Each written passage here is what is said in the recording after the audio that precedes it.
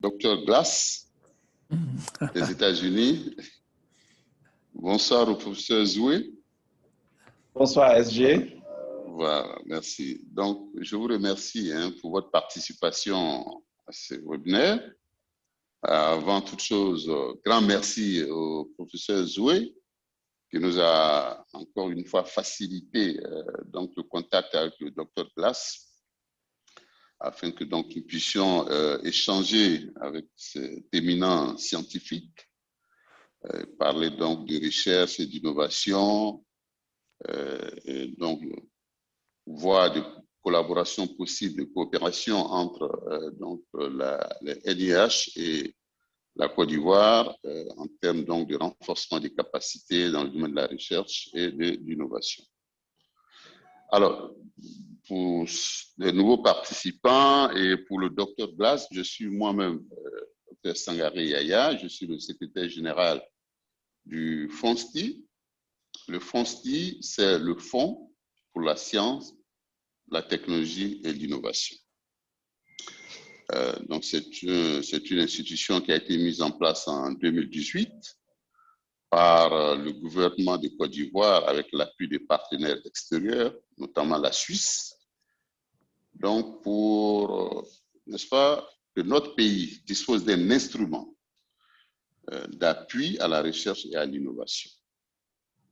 Sur le plan politique, les autorités de ces pays, de notre pays, ont affiché donc l'ambition d'emmener notre pays à un niveau d'émergence sur le plan économique dans un horizon pas très lointain. Je ne donnerai pas de date, je dirais dans un horizon pas très lointain.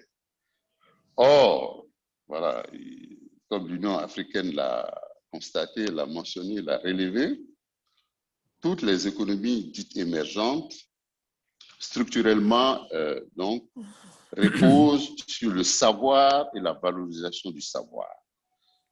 Et donc, il est important pour la Côte d'Ivoire, donc qui s'est inscrit dans cette dynamique d'émergence, d'aider concrètement nos chercheurs, innovateurs et inventeurs à produire du savoir pour participer à l'échange mondial donc, du savoir, mais également à valoriser ces savoirs produits.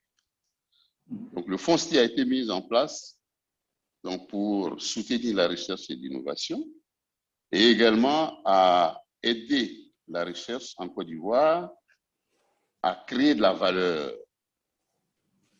Alors, vous savez que nos universités sont d'inspiration latine et dans le monde latin, l'université est souvent considérée comme exclusivement un espace de production de savoir déconnecté un peu du secteur productif. Or, le FONSTI donc a pour ambition de faire le lien, de faire le pont entre ces deux univers qui pour nous sont complémentaires et dont la symbiose est essentielle, n'est-ce pas, au développement économique de notre pays. Alors, donc, ce fonds a commencé donc à démarrer concrètement ses activités en 2020. Nous avons déjà lancé 2 sessions en 2020 où nous invitons tous les chercheurs qui ont des projets à nous les soumettre de financement. Nous venons donc de lancer une session en 2021, la première session en 2021. Nous sommes en train donc d'examiner les dossiers. Et alors, nous avons 3 organes au niveau du FONSTI. Un organe d'administration, de politique, qui est le conseil d'administration. Ensuite, nous avons un organe, un conseil scientifique composé d'universitaires de haut rang, de chercheurs accomplis. Et le professeur Zou est membre donc de cet organe. Cet organe est essentiel pour nous parce que c'est eux qui nous disent, sur le plan scientifique, quels sont les projets qui sont bons, quels sont ceux qui sont moins bons, quels sont les projets qu'il faut financer prioritairement. Et puis, vous avez un 3e organe donc, qui s'occupe de la gestion administrative et financière du fonds au quotidien et dont je suis le responsable. Alors, avec votre permission, je voudrais dire que nous sommes très heureux aujourd'hui donc de recevoir le docteur Glass. Parce que dans le cadre de l'animation scientifique du fonds, nous organisons régulièrement des webinaires. Nos webinaires tournent autour de la recherche-développement. Donc, quand nous disons recherche-développement, Sur le plan conceptuel, ça recouvre 3 types d'activités, recherche fondamentale, recherche appliquée et développement expérimental. Également, nos webinaires traitent des questions d'innovation et d'entrepreneuriat. Parce que pour nous, au FONSTI, nous avons conscience que la recherche produit du savoir, mais c'est l'innovation qui permet d'améliorer les conditions des populations. Donc, il est important pour nous, il est important pour nous que nous soyons vigilants sur la contribution des innovateurs à l'amélioration des conditions économiques et sociales de nos populations. Voilà. Donc, le séminaire d'aujourd'hui, c'est dans le cadre le webinaire d'aujourd'hui, je dirais, c'est dans le cadre des webinaires axés sur la recherche-développement. Voilà. Donc, nous invitons des scientifiques de haut rang, étrangers, voilà, comme ivoiriens, à partager leur expérience avec nous, vraiment parce que nous disons que le savoir n'a pas de frontières et ce qui s'est passé de bien ailleurs peut être très profitable à notre pays, à notre communauté scientifique. C'est un peu le sens de l'organisation de ce webinaire. Nous avons donc la chance aujourd'hui de recevoir le docteur Roger Glass. Chers participants, le docteur Roger Glass est une grosse pointure.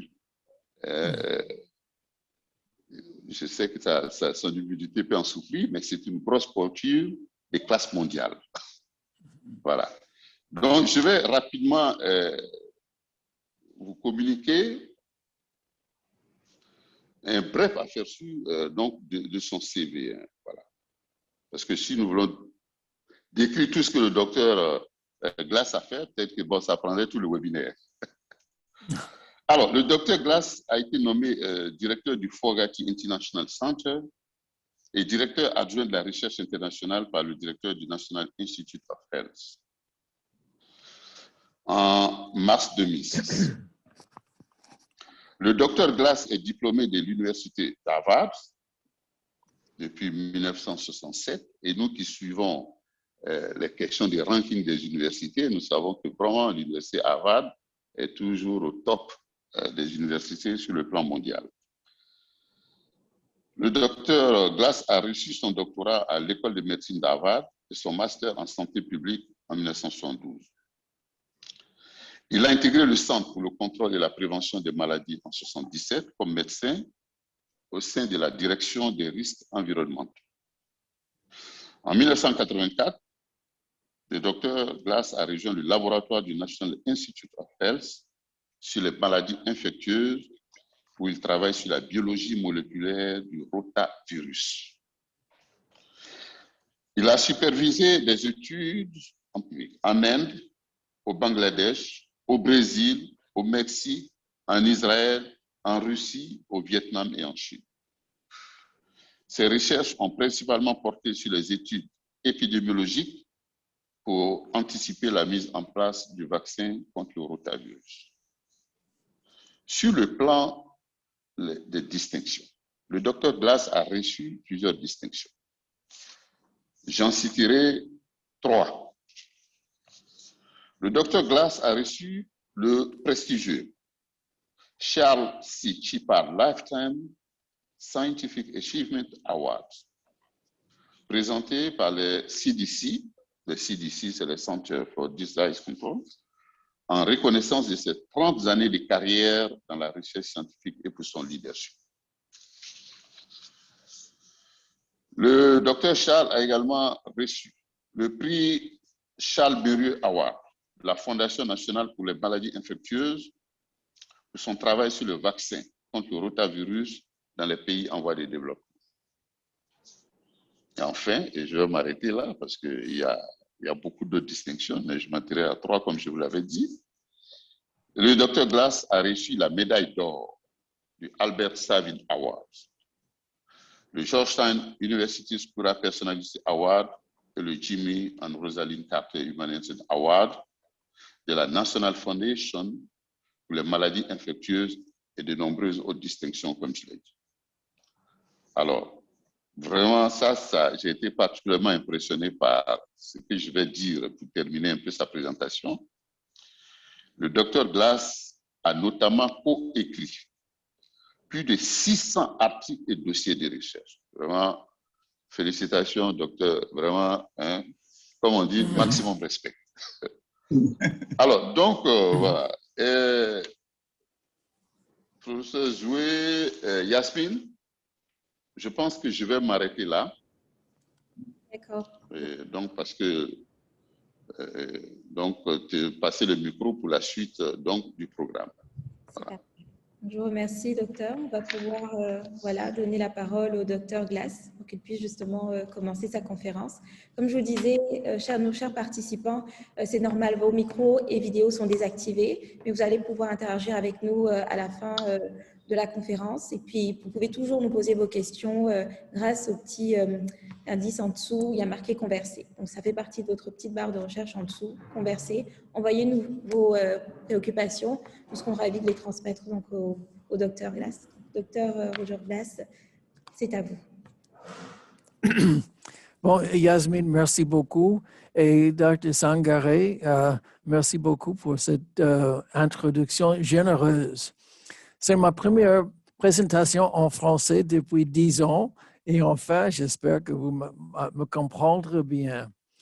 Mais je suis très heureux d'être ici et discuter avec vous sur ici. Sharing your screen. Non, on ne voit pas encore l'écran. Hein. Un petit instant. Share.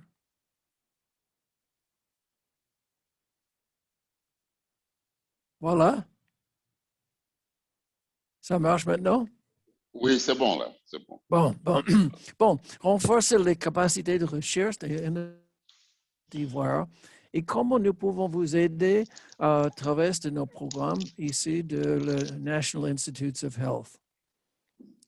Bon, le National Institutes of Health vraiment a deux fins importantes. Un, c'est d'avoir recherche sur la connaissance fondamentale des systèmes vivants. Et le deuxième, l'application de cette connaissance à la vie, pour les patients et les maladies. Il y a deux codes de NIH. Le code intramural, où nous avons 6 000 chercheurs qui consomment 11% de notre budget, tous les laboratoires sur le campus de NIH.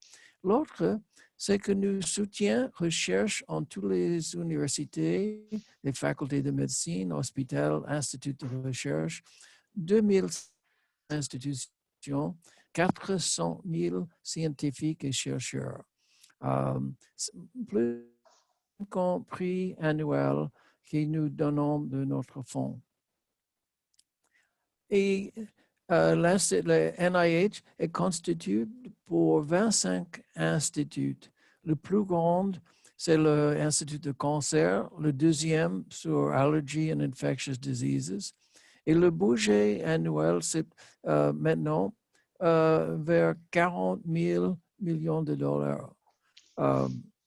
Et Fogarty, que je dirige, c'est le plus petit, mais nous travaillons avec tous les instituts pour arranger leur programme international. Bon, comment nous faisons ce travail? 60% de notre fonds va directement à chercheurs qui ont leur programme de soi-même, Researcher Initiated. Et tout était évalué pour système mérite rigoureux, un examen rigoureux par les pairs, peer review, sur question d'opportunité.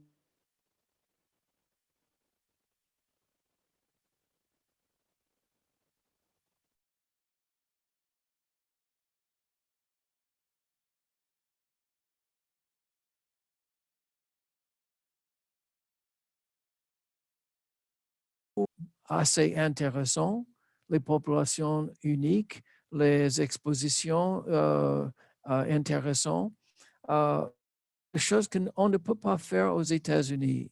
et nous avons beaucoup de projets à l'extérieur. Quand Dr. Collins est devenu directeur, il a dit qu'il veut développer toutes les technologies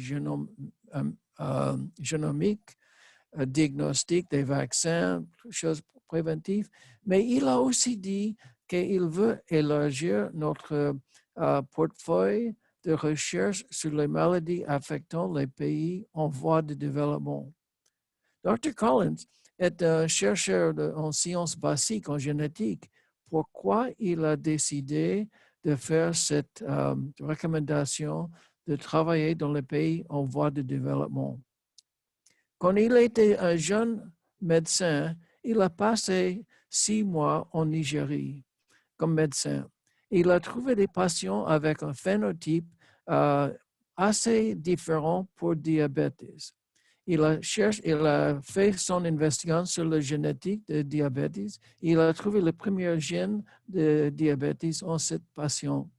Et maintenant, plus que 30 ans après, il continue de faire son recherche sur la génétique de diabète. Enfin, c'était très important pour lui. Il a en même temps dit que nous, Américains, en tout le monde, nous sommes tous africains parce que les premiers humains ont sorti d'Afrique il y a quelques mille années après. Et enfin, on share le même génome. Quand j'avais décidé de parler avec, je cherche cette website, worldreport.nih.gov, très important pour vous, parce que toutes les recherches fondées pour NIH, on trouve en cette website. Et j'ai cherché pour Afrique. Et vous voyez que nous avons plus que 2000 programmes en Afrique, 22 institutions. En Côte d'Ivoire, nous avons moins de 20 programmes de recherche chez vous. Pourquoi? Avec cette website, vous pouvez mettre l'année, le pays, Côte d'Ivoire là-bas. On arrive à les 2 fondateurs de recherche de Wellcome Trust et NIH. Et vous allez jusqu'à les collaborateurs et le projet. Et ici, c'est un de plus ou moins 12 projets en Côte d'Ivoire avec le chercheur principal, le RED de West African Database on Antiretroviral Therapy. Et vous pouvez voir exactement qu'est-ce que fait cette chercheur. Quand on regarde en toute Afrique, Afrique Est a la plupart de fonds de NIH, Afrique du Sud, deuxième, et Afrique de l'Ouest, presque le moins avec Afrique centrale. Et il y a un manque de chercheurs dans les pays francophones, un manque que nous connaissons. Les institutions qui reçoivent d'argent chez nous, Cape Town, avec plus que 200 grants, le MRC en Gambia, le SOLD en Afrique ouest et anglophone. Et vous voyez les institutions différentes, distinctes, qui contribuent à cette fonds de données, World Report. Les priorités pour nous ne sont pas les mêmes priorités pour vous. Nous sommes intéressés avec les choses qu'on ne peut pas chercher en même temps aux États-Unis, comme malarie, tuberculose, HIV. En même temps, pour vous, les problèmes chroniques, les problèmes mentaux, les santé mentale, peuvent être plus importants, mais on ne se porte pas au même niveau. Aussi, ça peut changer rapidement. Quand l'épidémie d'Ebola a commencé en 2014, on n'a presque rien de recherche en Afrique ouest sur cette maladie. En 2 ans, 3 ans, vous voyez, ça augmente rapidement. Il y a des autres programme. Nous sommes très intéressés, par exemple, en sickle cell parce que c'est un problème aux États-Unis. Et avec NIH Welcome, avec l'anniversaire 100 ans depuis la découverte de sickle, nous avons un grand programme avec sickle aujourd'hui parce que nous pensons que ça serait le premier endroit où on peut employer les programmes génétiques pour résoudre ce problème. Recherche très intéressant. Enfin, pour vous, le World Report, c'est un guide Michelin. Si vous voulez chercher chercheuses qui connaissent génétique, qui est intéressé dans le même problème que vous avez intéressé. Vous pouvez former collaboration avec ce moyen. Vous pouvez chercher qu'est-ce qu'on donne les fonds et où on ne donne pas les fonds. Fogarty, mon institut, est intéressé dans l'entraînement de jeunes chercheurs et de former les collaborations entre instituts aux États-Unis et les instituts à l'extérieur. Nous avons 7 comme les idées principales et chaque année, nous avons plus que 500 grants. Nous travaillons en plus que 100 pays, mais vraiment, nous avons un grand foc sur l'Afrique subsaharienne. Et nous avons commencé nos programmes avec HIV il y a 30 ans. Entraîner les jeunes chercheurs, les jeunes médecins et docteurs. Et vous voyez ici quelques Africains qui aujourd'hui ont commencé avec la formation avec Fogarty, comme Dr. Glenda Gray, le directeur de la MRC en Afrique du Sud, Slim Abdul Karim, directeur de Caprice, Dr. Eliota Tumwesige, le ministre des Sciences, Technologies et Innovation au Ouganda, Isaac Adewale, le ministre de Santé en Nigerie, et les autres. Enfin, nous pensons que cet investissement en entraînement, en recherche des jeunes chercheurs, ils arrivent à être leaders dans leur pays pour supporter la science et l'innovation. C'est très important comme notre inversion. Nous avons des programmes pour les étudiants en médecine et en sciences, postdoc et carrière. Et nous avons un programme pour les étrangers en même temps, américains et les étrangers. Et nous avons une collection de programmes qui n'est pas spécifique à une maladie, sinon une technologie, une plateforme. Par exemple, Mobile Health, une technologie très utile, très rapide, Leapfrog Technology, emploie comme instrument de diagnostic et aussi pour accès à la population.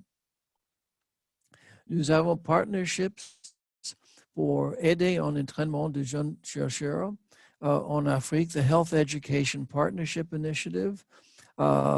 Et aussi, nous avons aidé à la formation de AfriHealth, une organisation de plus de 60 universités en santé qui peut collaborer dans le programme d'entraînement, recherche et curriculum development.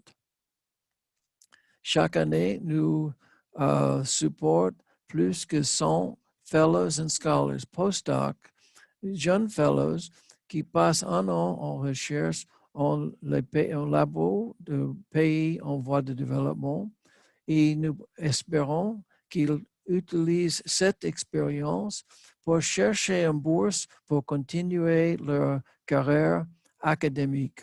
Et c'est un grand succès. Il y a plus que 1000 étudiants qui ont sorti de ce programme. Quasi la moitié viennent de l'extérieur.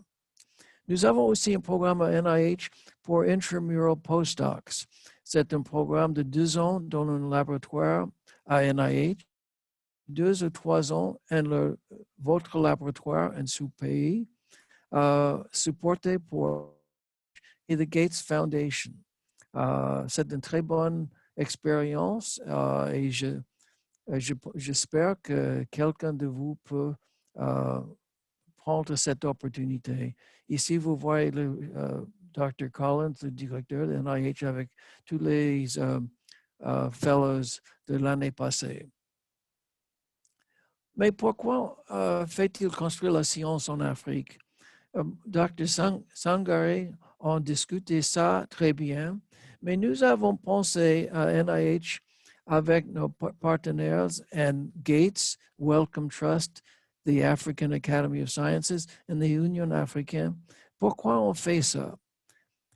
Qu'est-ce que nous pouvons faire pour élargir l'investissement en Afrique en la science? Et nous avons commencé avec une réunion de plus que 20 scientifiques africains et quelques chercheurs de l'extérieur pour faire la question, que faudrait-il pour accroître l'investissement public dans la science et la recherche?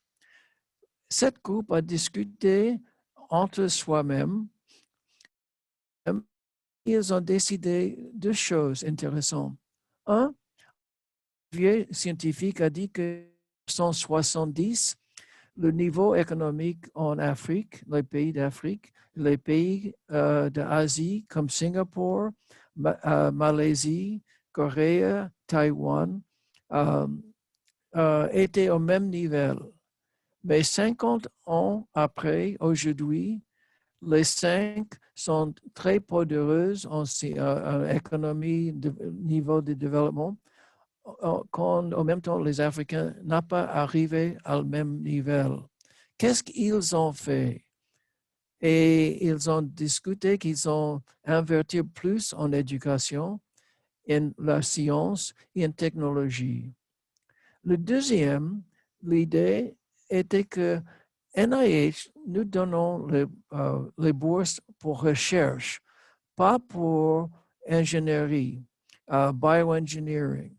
Mais les ingénieurs, ils pensent de solutions, ils pensent de la construction de nouveaux instruments, choses qui peuvent produire un retour économique. En même temps, recherche peut produire les publications et les carrières académiques. Et on doit penser plus en investissement, en innovation et un écosystème pour innovation. Enfin, c'est intéressant maintenant qu'il y a beaucoup d'intérêt en innovation en toute Afrique, entrepreneurship et biotechnologie. Et je pense que ça, c'est une nouvelle direction qui va intéresser en même temps le ministre de Santé, mais aussi le ministre de Finances, parce que cette inversion en innovation, entrepreneurship, va rendre un fin économique, quelque chose de très bon pour l'économie. Bon, un des programmes très grands maintenant entre NIH et le Wellcome Trust sont les programmes en génétique en Afrique, H3 Africa, Human Heredity and Health in Africa. Parce qu'il y a une requête de recherche qu'on peut faire pour entendre, comprendre le raïs génétique de notre maladie. Venant de cette investigation, ils ont déjà fait des chips pour découvrir les maladies comme cancer, où le code génétique est très important pour savoir le traitement. Et il y a un grand programme maintenant pour monter un système de biochips et le génétique des maladies, Genetic Public Health. Nous avons aussi travaillé avec Bruce Tromberg, qui vous connaissez en Côte d'Ivoire. Il a assisté au professeur Zawi dans un cours en ingénierie, innovation, pour Data Science for Health and Innovation in Africa, un programme pour les prochains 5 ans qui vient de commencer avec le directeur de la National Library of Medicine informatrice et chef de médecine mentale à NIH. Et nous voyons beaucoup d'opportunités pour collaboration en data science in Africa et innovation. Par exemple, il y a l'emploi de technologies mobiles pour les agents de santé communautaire et accès aux populations. Surtout avec la pandémie de COVID, nous employons la télémédecine partout aux États-Unis et en tout le monde. Et nouveaux diagnostics relationnés à leur cell phone. Point of care diagnostics, artificial intelligence. Le diagnostic pour COVID, c'est aujourd'hui très important. Ce développement rapide était essentiel pour attendre cette pandémie. Surveillance virale, la possibilité de voir le génétique de COVID pour transmission. Precision public health, c'est-à-dire qu'il y a beaucoup d'applications d'innovation pour la science, pour la santé publique, pour l'économie. Une des idées que Bruce a élaborées, c'est l'emploi de technologies pour les études de malaria.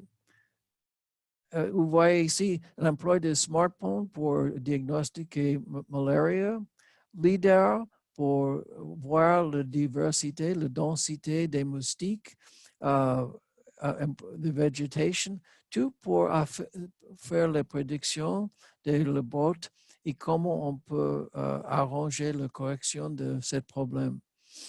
Nous pensons qu'il y a beaucoup d'applications de data science et technologie à tous les problèmes en Afrique.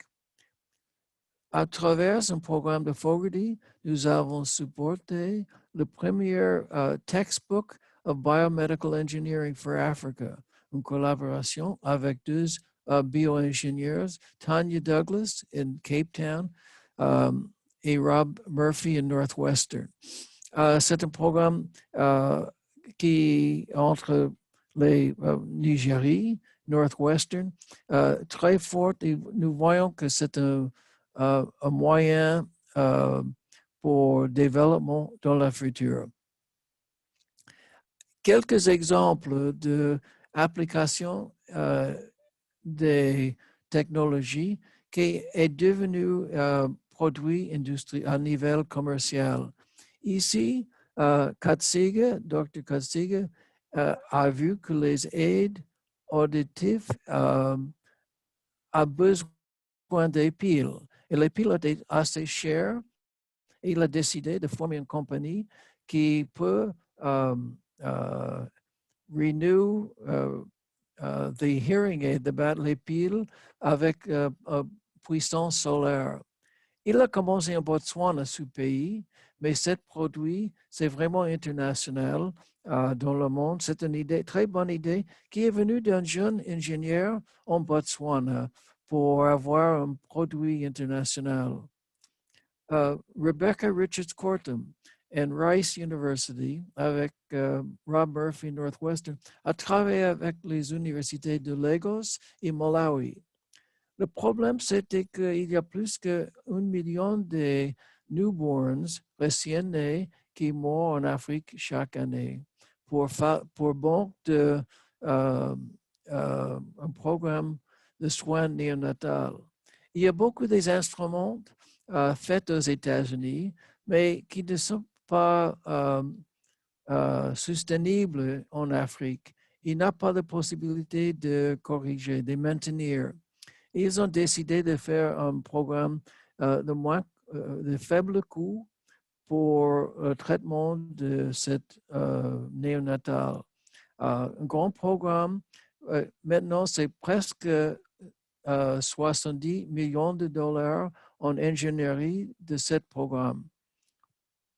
Drones en Ghana et en Rwanda pour donner les médicaments, le sang à hôpital distant.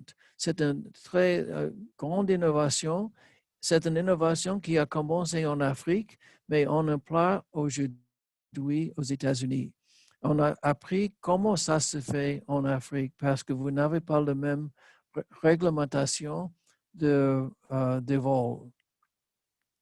Enfin, the African Union a dit qu'il a des programmes pour investir plus en la science et technologie maintenant, mais jusqu'à maintenant, on n'a pas vu beaucoup.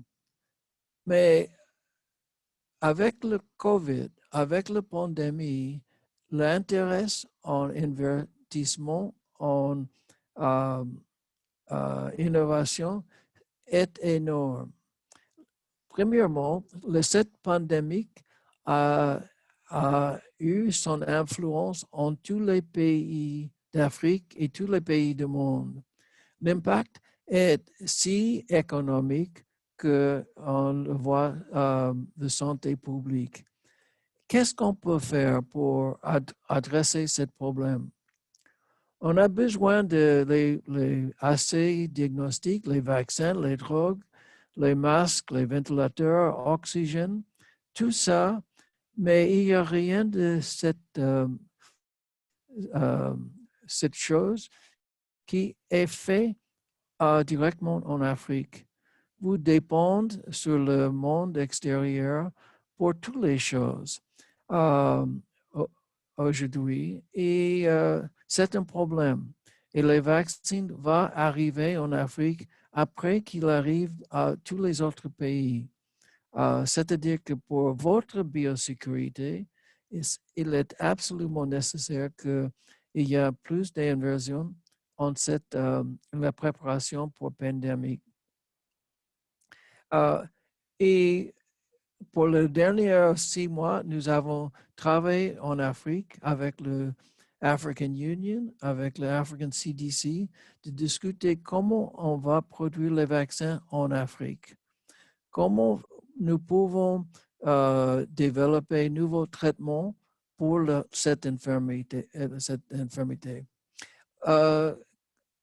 Quel diagnostic peut-on monter, développer en Afrique pour cette maladie et pour les maladies qui viennent prochaines?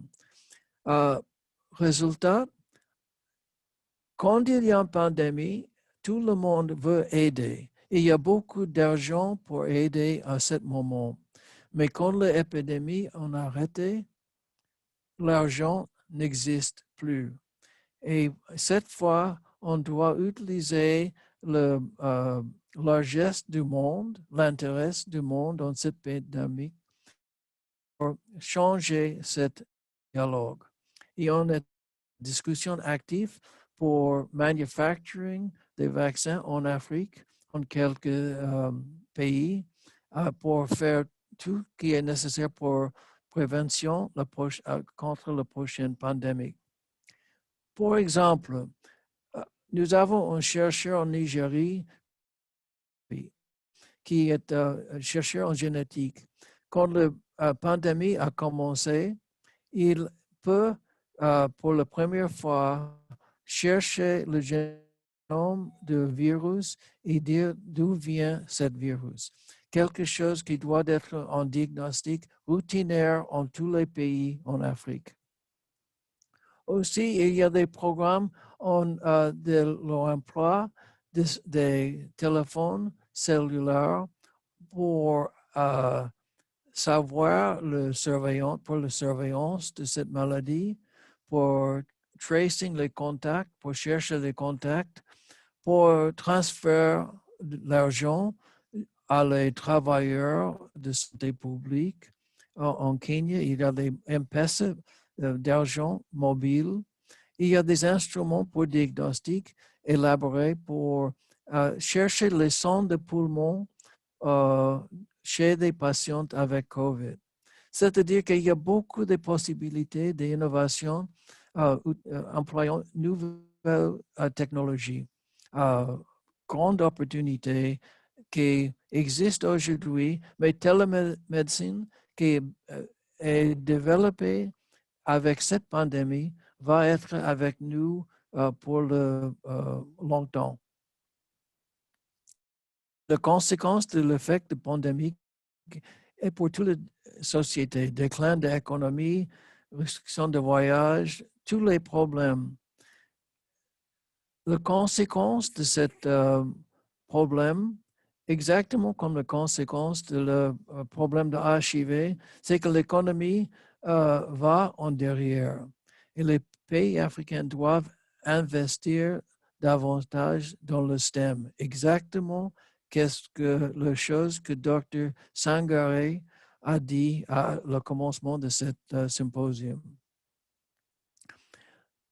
Nous sommes en train de former collaboration entre gouvernements et les ministères des Finances avec les banques de développement, chacun qui veut investir en cette innovation, cet esprit d'innovation, mais il doit avoir un bon plan, un plan pour l'avenir. Philanthropie, Gates, Wellcome, tous les grands philanthropes ont intéressé en ça, le secteur privé et les fondateurs internationaux comme NIH. Comment vous profitez de cette situation? Pour NIH, toutes les annonces d'opportunités de fonds sont dans notre rapport Global Health Matters. Et chaque 2 mois, toutes les annonces de NIH pour opportunités existent ici. Si vous cherchez ça, vous allez voir les opportunités. Et qu'est-ce que font les autres chercheurs qui ont pris cette opportunité et discutent qu'est-ce qu'ils ont fait. Très important pour vous et vous pouvez, c'est gratuit et c'est vraiment important de savoir l'opportunité chez nous. Qu'est-ce que vous pouvez faire en Côte d'Ivoire pour renforcer, pour élargir les opportunités? Un, c'est que nous pensons que les investissements en biotechnologie, en innovation, a des impacts non pas seulement pour la santé humaine, mais aussi pour la santé économique, pour les possibilités économiques. En même temps, il y a grande possibilité d'élargir sous collaboration. Zoom, c'est avant la pandémie, on emploie le Zoom de temps en temps. Maintenant, je travaille de ma maison. NIH est fermé, sauf pour à toutes les activités, sauf la clinique et les labos. C'est-à-dire que toute notre opération, c'est pour Zoom et télécommunication. Nous avons changé comme nous travaillons et cet change va durer pour longtemps. Et je pense que les Zoom conférences comme ça sont si faciles avec Côte d'Ivoire qu'avec mes amis en Bethesda. Enfin, nous devons, plus important, créer des voies pour atterrir, former et retenir chercheurs. Parce qu'il y a une grande diaspora de chercheurs africains aux États-Unis et nous avons un programme de trouver les chercheurs diaspora pour travailler encore en leur pays d'origine, mais aussi d'invertir plus en la formation et retenir des chercheurs.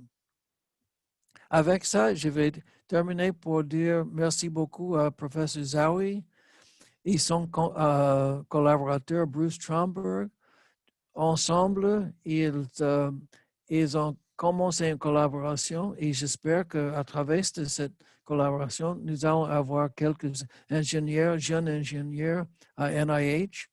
J'espère aussi que vous cherchez les programmes de Fogarty, de NIH, pour votre recherche et pour opportunité d'entraînement.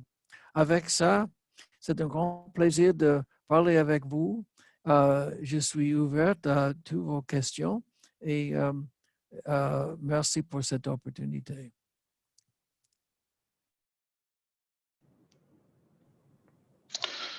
Merci, Dr. Glass, pour cette brillante communication. Nous avons beaucoup appris et je vais donc laisser le floor à Yasmine, notre organisatrice en chef, donc pour la suite. Voilà. Yasmine, tu as la parole.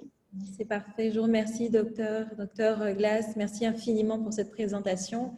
Je pense qu'effectivement, nous allons avoir quelques questions. Je vais peut-être aussi laisser la parole à professeur Zoué pour justement modérer cette période des questions. Donc, professeur Zoué, vous avez sous les yeux, il me semble, les questions qui ont été posées par nos participants. Est-ce que tout est bon de votre côté? Oui, je retrouve donc les questions. Oui. D'accord, bon, je vous laisse les sélectionner. Bon, c'est parfait. Le domaine de la technologie est-il pris en compte? Donc, Dr. Glass, il y a un des participants qui demande si le domaine de la technologie est pris en compte par les programmes du NIH. Yeah. Il y a 15 ans, nous avons commencé un institut, NIBID, National Institute of Bioimaging and Bioengineering. Et cet institut travaille avec tous les autres instituts NIH.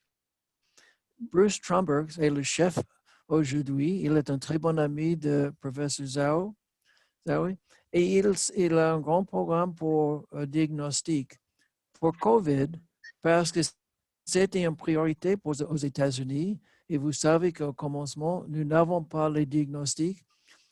Dr. Tromberg a reçu du gouvernement une bourse de 500 millions de dollars pour élaborer les diagnostics de sang, les diagnostics rapides à la maison, les diagnostics pour génétique, tous les diagnostics nécessaires, rapides, pour aider avec ça.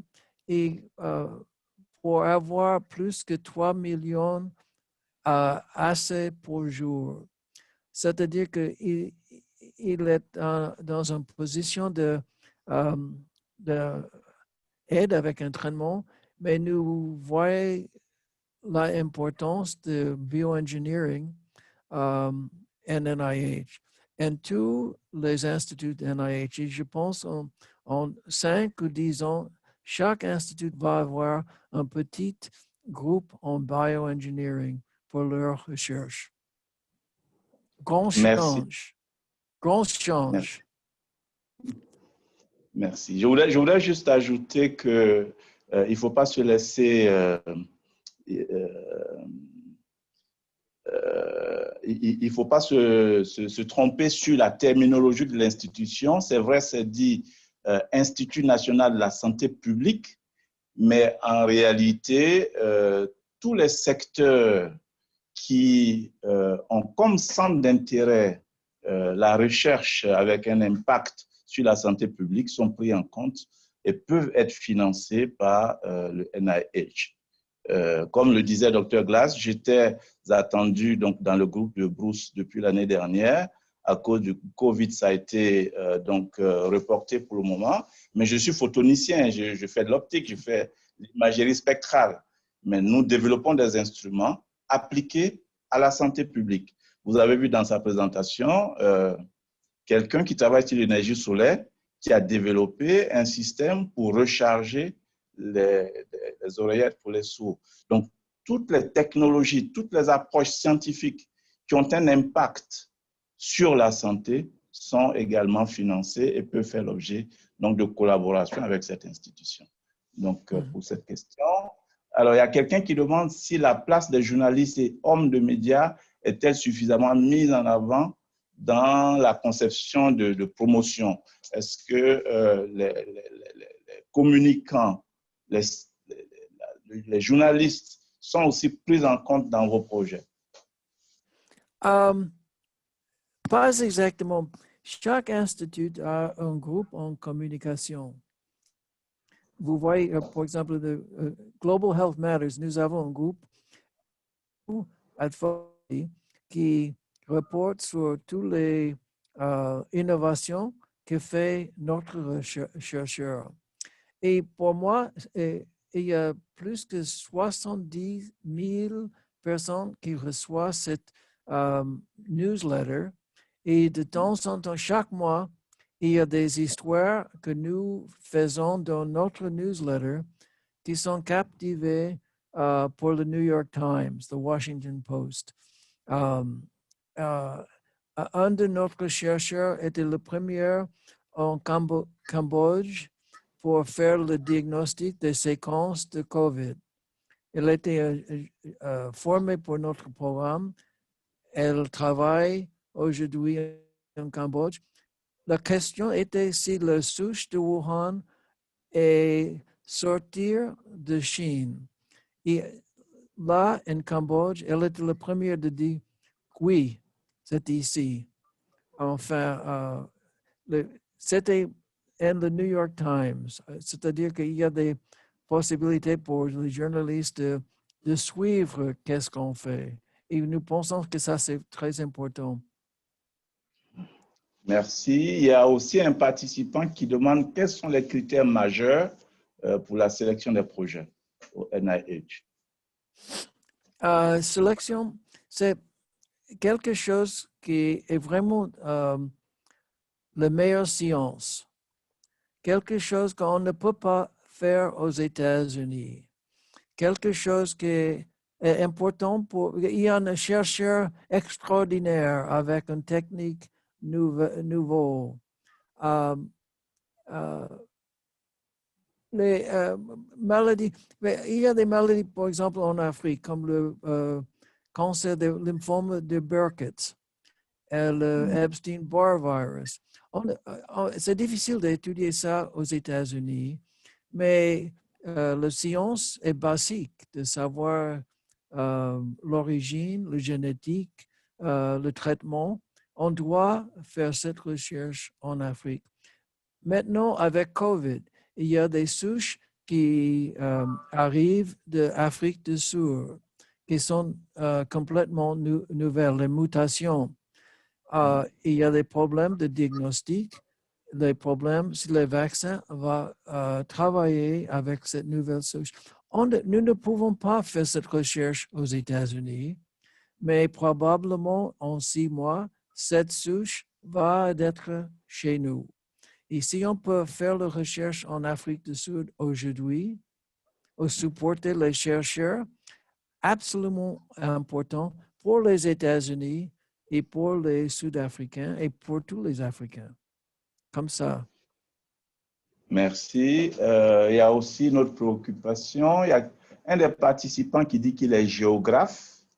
Est-ce que le NIH peut collaborer avec des géographes? Est-ce qu'il peut avoir du soutien de NIH et est-ce qu'ils peuvent établir des partenariats? Quelqu'un qui est géographe.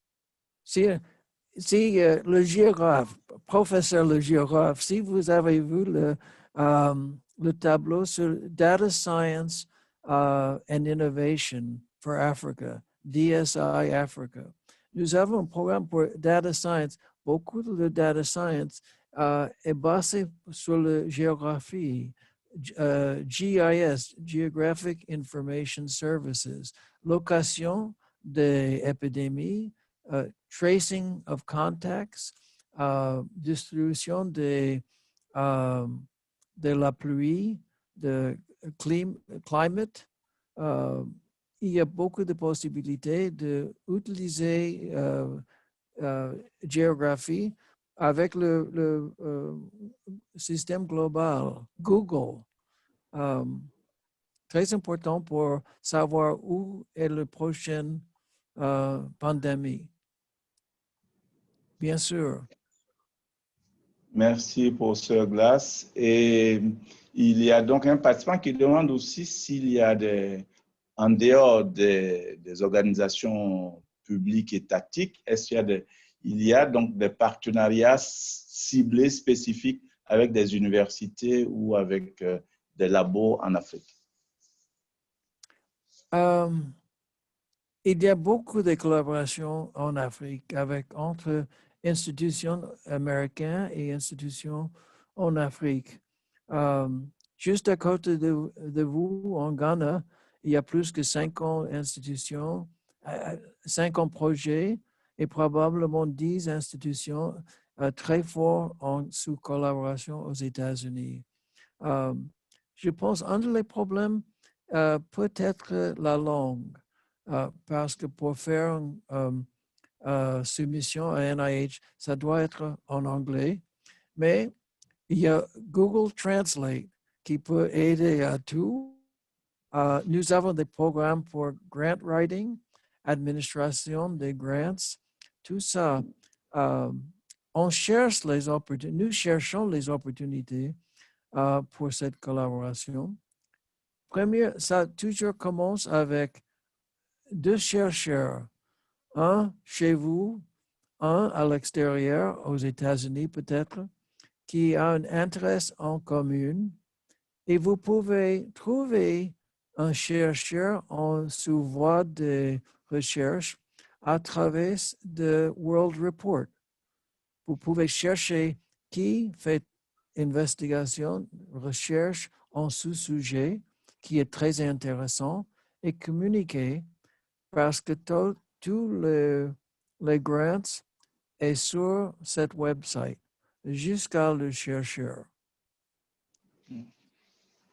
Merci. Il y a plusieurs questions. Hein. Il y a donc des questions qui sont similaires, qui sont liées à des spécialités comme quelqu'un tout à l'heure qui était géographe, mais aussi des mathématiciens. Les mathématiciens, je pense que la question a été adressée pendant la présentation. Tout ce qui est lié aux data scientists, par exemple, toutes les techniques de modélisation qui ont une application en santé publique. Donc, les mathématiciens, évidemment, ont leur place aussi dans cet univers du National Institute of Health. Et il y a donc une question sur justement la façon dont vous accompagnez la valorisation de la recherche. Quelle est votre expérience dans ce domaine de la valorisation des résultats de la recherche au niveau du NIH?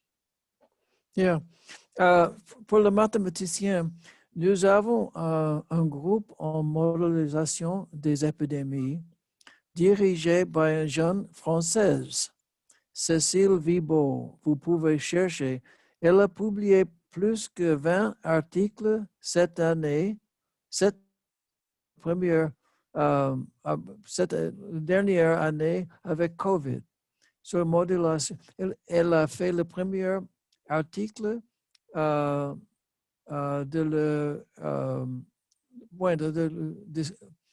cette épidémie et beaucoup plus sur la prévention. Je pense que les mathématiciens ont gagné beaucoup avec sous predictions en cette pandémie et c'est complètement mathématique. Vous pouvez chercher Cécile Vibo. Elle est française, mais elle travaille chez nous depuis 15 ans. Fantastique, classe internationale. Très simple pour les mathématiciens parce qu'il a besoin seulement d'un bon ordinateur et un bon cerveau. Merci.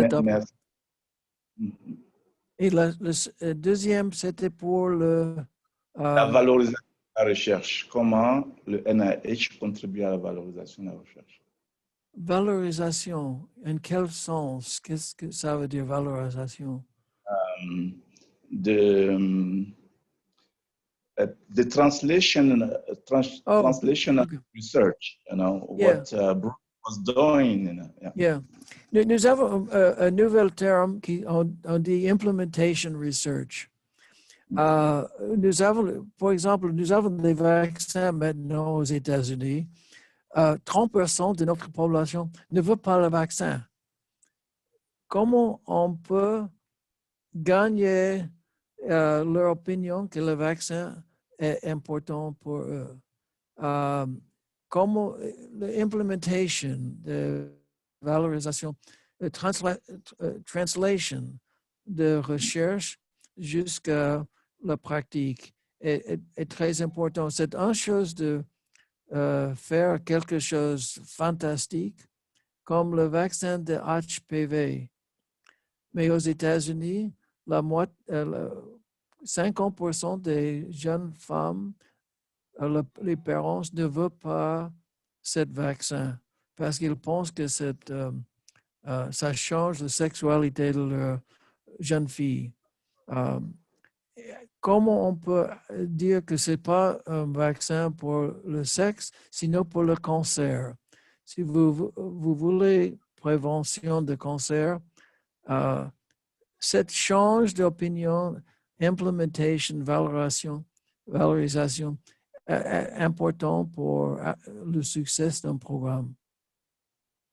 Merci beaucoup. Je voudrais donc saluer la participation de la collègue Cécile Vibou que a cité tout à l'heure Dr Glass, qui donc fait les mathématiques des épidémies. Donc, elle a laissé un message, elle a laissé son adresse email et elle vous encourage donc à prendre contact avec elle. Elle organise aussi des workshops en Afrique. Je voudrais aussi saluer la présence du professeur Célestin Youan, qui est aussi de la diaspora africaine et qui est très actif aussi dans la promotion et le soutien de la recherche en Afrique. Et donc, il vous donnera aussi son contact. Et il est aussi reviewer à NIH. Merci de participer donc à cette réunion. Il pose la question donc de la langue, qui est vraiment un gros problème pour les pays francophones, mais heureusement, ces structures disposent des bureaux qui accompagnent la rédaction des projets et notamment la mise en forme dans la langue anglaise. Donc, ne vous laissez pas, ne vous auto-censurez pas, ne vous laissez pas bloquer par la barrière de la langue. Il existe des structures d'accompagnement et que mentionne ici le professeur Youan Célestin assez justement. Miss Touré, il nous reste combien de temps encore? Est-ce que je peux prendre d'autres questions? Oui, absolument. Vous pouvez. Je pense qu'on est encore là jusqu'à 16h10, je dirais. Donc, vous avez, oui, on a encore le temps. Si, Merci. Il y a donc nos collègues du domaine de l'agronomie et de l'agriculture qui demandent est-ce qu'il y a un espace de collaboration, un espace de financement avec le NIH pour leur domaine. Bonne question. Nous avons des programmes en nutrition, mais pas les programmes en agriculture. C'est une autre part du gouvernement américain, un autre institut de recherche. Mais avec nutrition, nous avons des programmes. D'accord. Et en sociologie, il y a aussi un jeune sociologue qui veut étudier donc la perception de la vaccination chez les populations en Côte d'Ivoire, par exemple, sur le COVID. Est-ce que c'est le genre de problématique qui pourrait intéresser le NIH? Yeah. Et nous avons une organisation, the Office of Social Science Research, Behavioral and Social Science Research, qui travaille avec tous les instituts.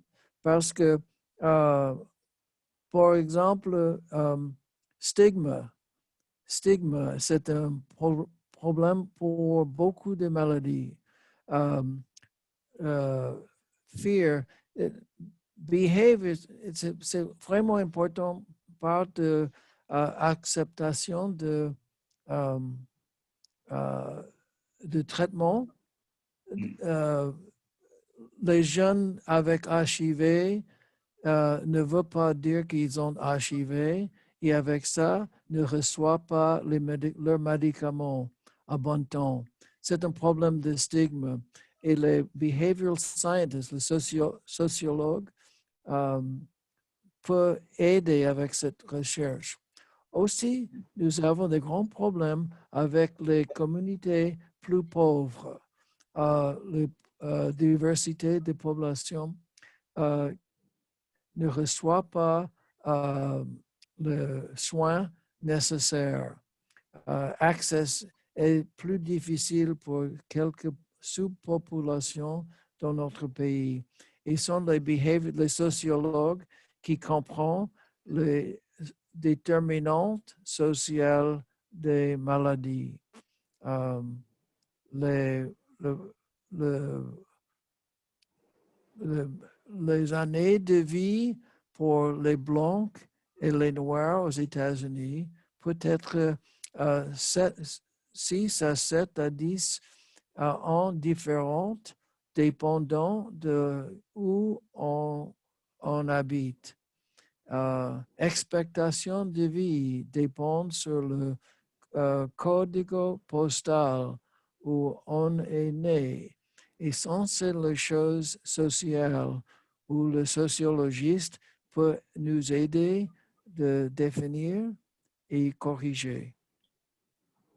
Merci. Il y a une question intéressante sur votre perspective en termes d'anticipation des prochaines pandémies. Est-ce que le NIH a une réflexion globale, a une stratégie pour anticiper, parce que, comme le dit le participant, nous sommes dans une décennie de l'anthropocène. Comment est-ce que vous voyez les choses? Yeah. Now, vous voyez, après l'épidémie Ebola, il est évident que toute Afrique n'a pas un système de surveillance pour Afrique. Et le CDC africain était formé.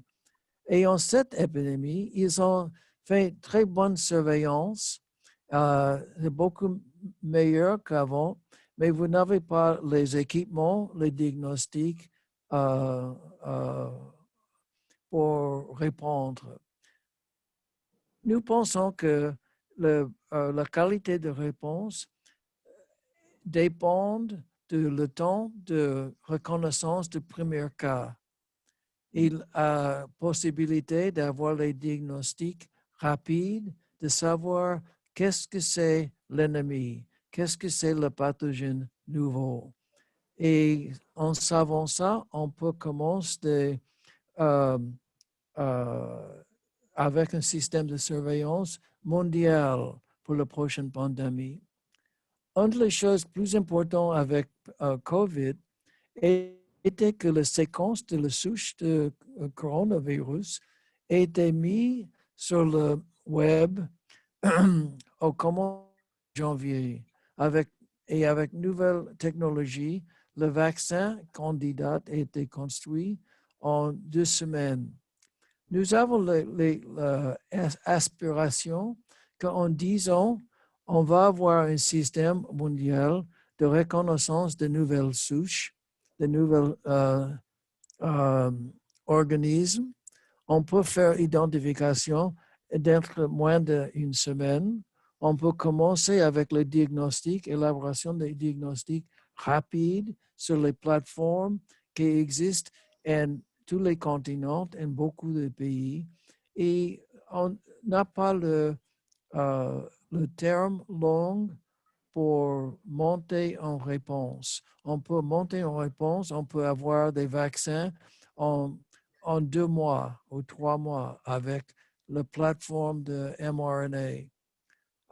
C'est-à-dire que nous voyons l'économie du monde a décliné cette année pour cause d'un petit pathogène.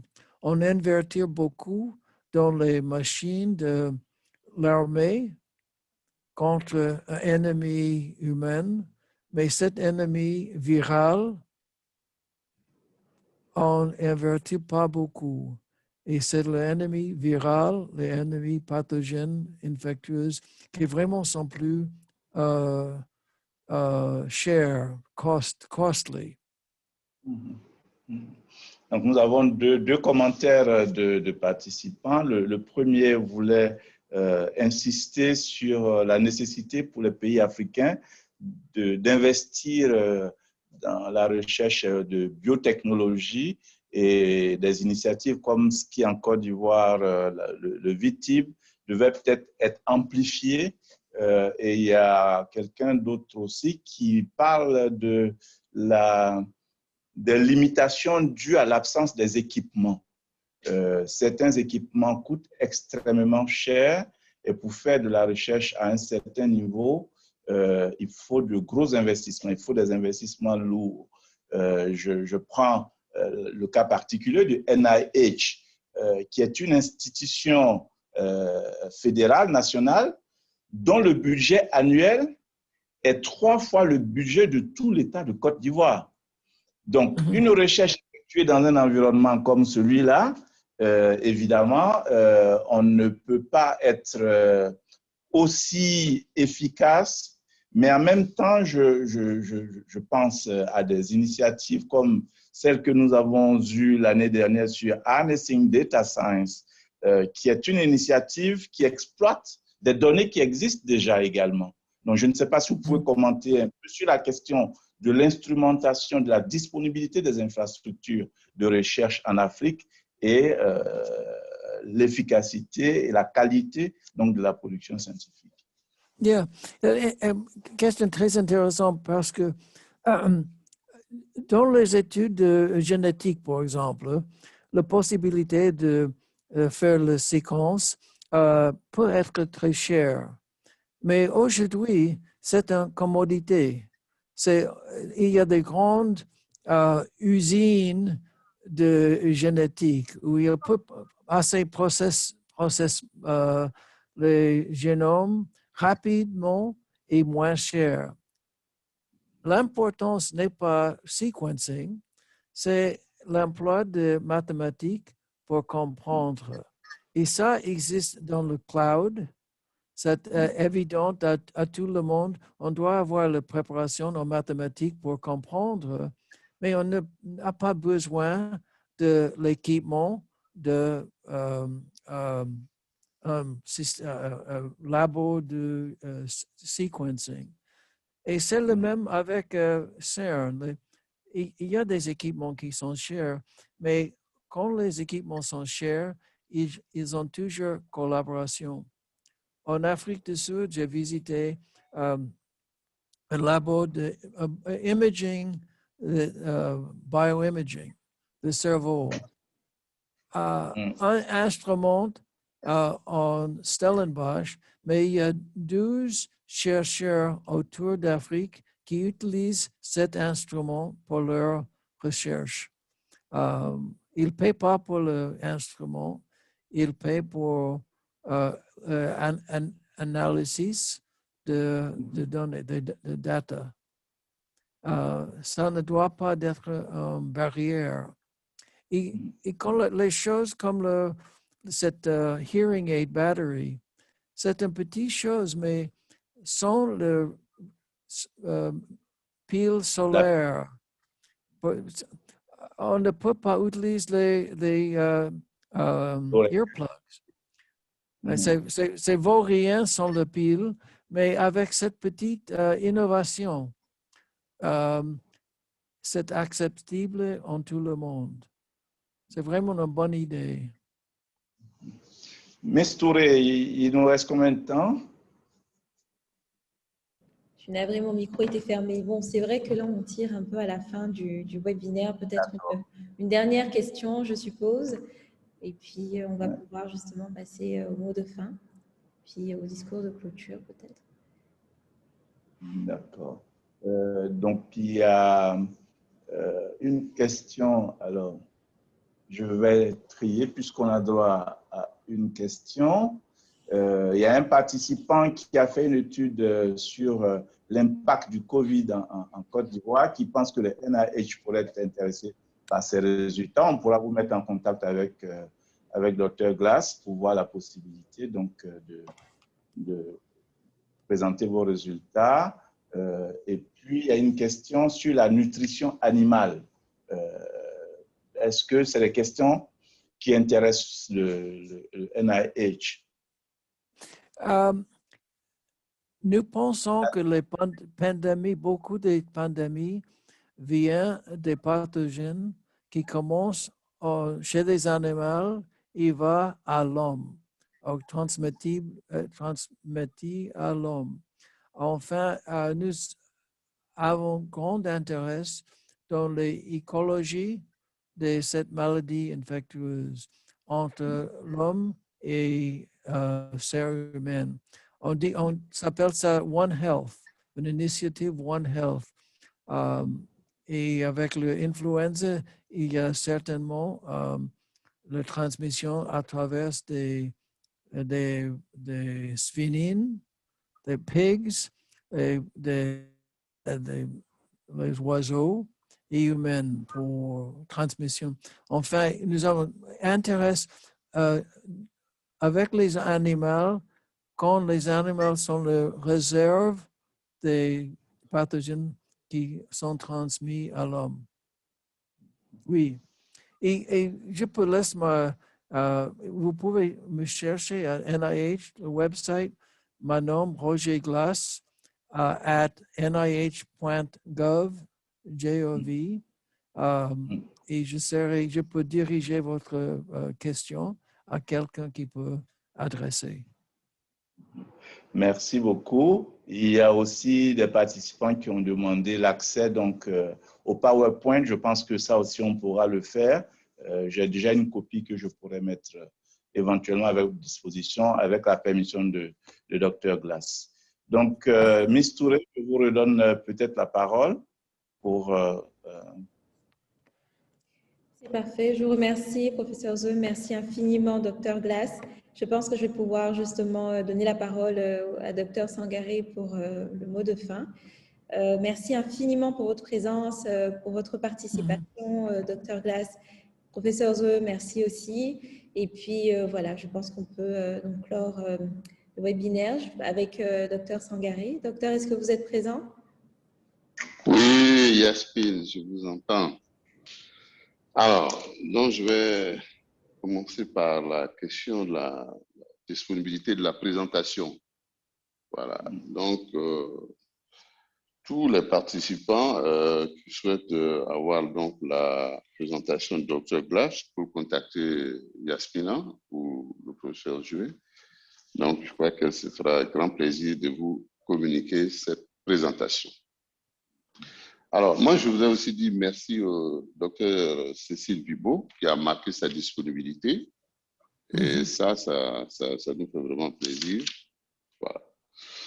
Alors, merci également au professeur Zoué pour la facilité des contacts avec Dr. Glass. Et j'en profite pour encourager tous les autres membres du conseil scientifique du FONSTI à nous ouvrir des opportunités d'échange avec des scientifiques de haut niveau, comme le Dr. Glass, dans leur domaine de spécialité. Bientôt, nous aurons donc comme conférencier le professeur Eilé, le secrétaire général de l'Association des universités africaines, avec lequel nous allons échanger sur certaines questions essentielles concernant la qualité de l'enseignement supérieur et de la recherche en Afrique. Alors, merci également à tous les participants pour vos questions et commentaires.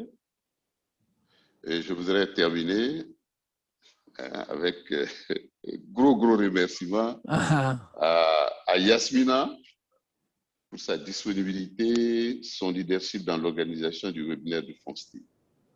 Dr. Glass, voilà, je voudrais vraiment au nom de tous les participants, au nom de tous les organes du FONSTI, donc c'est Fonds pour la science, la technologie et l'innovation, dont le ministre de l'Enseignement supérieur et de la Recherche est membre du conseil d'administration. Donc, je voudrais, au nom des autorités ivoiriennes impliquées dans la gestion de la recherche et de l'innovation en Côte d'Ivoire, je voudrais vous dire grand merci. Merci de nous avoir partagé votre expérience. Merci de nous avoir ouvert des fenêtres d'opportunités pour la collaboration entre NIH, Fogerty et puis la communauté scientifique de Côte d'Ivoire. Nous allons faire des efforts en anglais. Nous allons faire des efforts. Il ne faudrait pas que la langue voilà, soit une barrière infranchissable. Vraiment, j'ai beaucoup appris cet après-midi. nous restons disponibles. Le FONSTI restera disponible pour accompagner les chercheurs ivoiriens, les scientifiques ivoiriens qui souhaitent collaborer avec NIH. Parce que nous sommes inscrits dans une dynamique de co-funding. Voilà.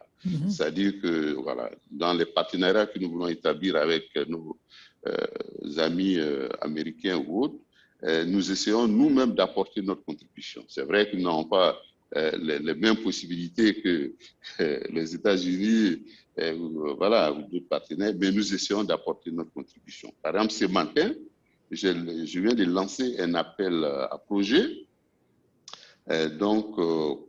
qui va être géré conjointement par le FONSTI et le CRDI du Canada. Vous voyez? Nous avons, très bien, très bien. Nous avons près de 200 millions de francs CFA qui vont être dégagés pour financer quelques projets sur la santé durable, sur les liens entre l'université et la recherche et les questions sur les énergies renouvelables. Vous voyez, donc les Canadiens ont donné une partie, mais nous également, partie ivoirienne, nous avons apporté notre contribution. Voilà un peu ce que nous voulons faire. Ne pas seulement rester là dans tendre toujours la main, mais dire à nos partenaires, nous n'avons pas les mêmes moyens que vous, mais avec le peu de moyens que nous avons, voilà ce que nous souhaitons faire pour le bien des deux parties. Voilà. Parce que comme vous l'avez dit, Dr Glass, quand on fait de la recherche en Afrique, ça peut être bénéfique aux États-Unis, comme ça peut être bénéfique à l'Afrique. Donc, il est important que les Africains également, quelle que soit la modicité relative de nos moyens, que nous acceptions de contribuer financièrement. Et c'est ce que le FONSTI fait, c'est ce que nous allons faire donc, dans les mois et les années à venir. Donc, je vous remercie. Donc, je pense que dans très peu de temps, vous allez recevoir donc, des contacts des chercheurs et d'universitaires ivoiriens. Mais j'en profite pour leur dire que le FONSTI sera là pour les accompagner et leur faciliter la tâche dans cette dynamique de partenariat avec Fogarty au NIH. Je vous remercie. Bonne fin d'après-midi à tous et à la prochaine. Merci beaucoup. C'était un grand honneur. Merci. Et j'attends Bye, la visite à Côte d'Ivoire. Ah, d'accord. OK. Écoutez. Donc, alors, je vais dire, après la COVID-19, parce que là, actuellement, c'est difficile de voyager, mais nous, effectivement, nous organisons souvent des rencontres, des conférences avec des experts internationaux de votre calibre, donc pour non seulement voir sur place ce que nous faisons, mais également faciliter les échanges avec la communauté scientifique locale. Donc, nous sommes vraiment ouverts et dès que les moyens, la situation sanitaire le permettra, je pense que c'est une piste à creuser et puis nous sommes disponibles. Voilà. Je voudrais vous remercier. Non, je voudrais vous remercier compte tenu des contraintes de temps et du calendrier. Et donc, les contacts restent ouverts et nous pourrons échanger après par mail de part et d'autre. Je vous remercie. Merci à tous. Au revoir. Merci.